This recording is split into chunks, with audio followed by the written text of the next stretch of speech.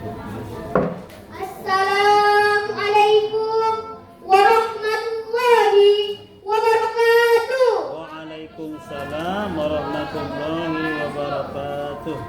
Hamdan wa syukran lillah. Wassalatu wassalamu ala rasulillah. Amma ba'du. Yang terhormat Dewan Juri yang arif lagi bijaksana dan para sahabat dai yang dirahmati Allah.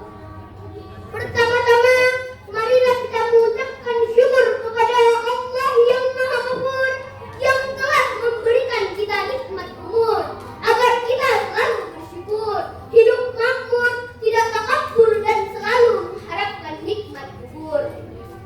Amin ya rabbal.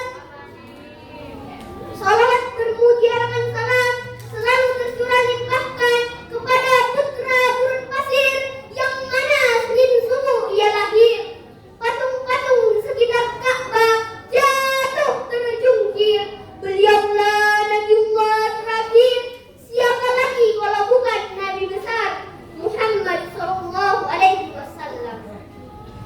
Pada kesempatan yang berkah ini, izinkanlah saya berpidato dengan judul Meneladani Akhlak Rasulullah sallallahu alaihi wasallam di era milenial.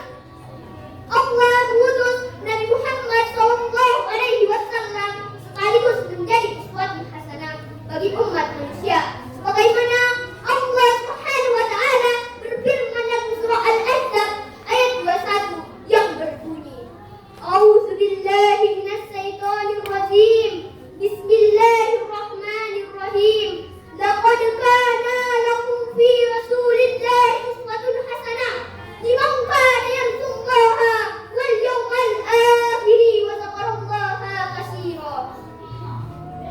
Aku berlindung kepada Allah dari godaan syaitan yang terkutuk dengan menyebut nama Allah yang Maha Pengasih lagi Maha Penyayang.